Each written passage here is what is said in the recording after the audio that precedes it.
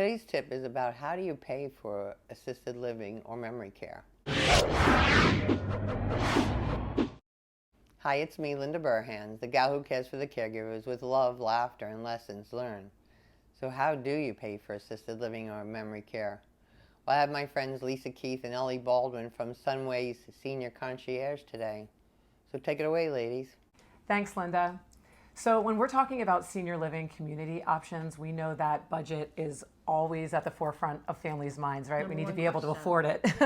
And so that's what we're going to be talking about today. I think we should start off by saying that Medicare and insurance will not be covering the cost of personal care in an assisted living or memory care community. Insurance pays for health care, but not personal care, like the activities of daily life assistance that they're going to get. So the private pay that needs to happen can be covered a couple different ways, and that's what we're going to talk about now. Yep. So I think the first one and the most straightforward one is obviously if you have a personal savings. Right. And it has to be significant enough that it's going to be able to carry you on and be sustainable. But that's probably the most straightforward and easy form of payment. The next one is long-term care insurance. And this would be a policy that you paid into years ago. For years and years, exactly. Long-term care insurance typically covers, it's when you start needing help with your ADLs, your activities of daily living. And it covers in-home care. It covers the cost of living in assisted living, memory care. Or skilled nursing, right? And typically there's going to be a daily rate that you would get with that policy. That can vary.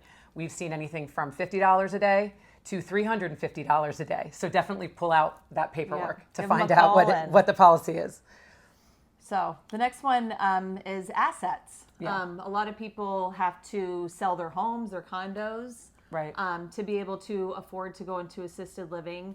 If it's an urgent need to move into a place, there are things like bridge loans that can kind of help cover that gap while you're waiting to sell your home. Yep.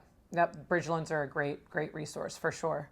Life insurance, right? Life insurance and some of the payouts within life insurance and those policies can also help, but those also are so nuanced that we definitely want to be pulling the paperwork to see the fine print, so to speak, is where they get you there. Yeah. VA benefits. Yeah, that's a big one. And I think that's a question that I always ask straight off the bat. Yeah. Because if you were a veteran or your spouse was a veteran, you can be eligible for up to $2,100 that can help cover the cost. A month, yeah. Right? So it's not just like, oh, here's a couple $100s. I mean, it can be life-changing to be able to cover care. And with spouses, a lot of times people don't realize that surviving spouses, as long as they were married at the time of that veteran's death, are eligible for over $1,400, right? So, even if you have, your mom and, your dad passed away 35 years ago, but was a veteran and served, she is eligible for those funds. So that's definitely something to be looking into. Because a lot of people don't think of that. Right. They think about the veteran, not the spouse, right? Or the surviving spouse. Yeah. And last but not least, Medicaid, right? We are lucky in the state of Florida. We're one of the few states in the country that there is a Medicaid waiver that funds can help cover assisted living and memory care, but not all communities accept it. So that's another reason to be reaching out to us, a service like ours, that really knows what communities accept Medicaid and how to be applying for that to make sure that you're taking advantage of those funds if, income is an issue. If you happen to be in another state and have questions about the benefits and options close to you, please reach out to us because we can still give insight and assistance. And last but not least, Social Security. Obviously, those monthly funds coming in from Social Security are going to be able to cover costs, but understand that they're not taking your Social Security. You're going to get the bill, your monthly bill every single month, and how you pay for it is up to you as a family if you want to use Social Security or any of the things that we talked about today.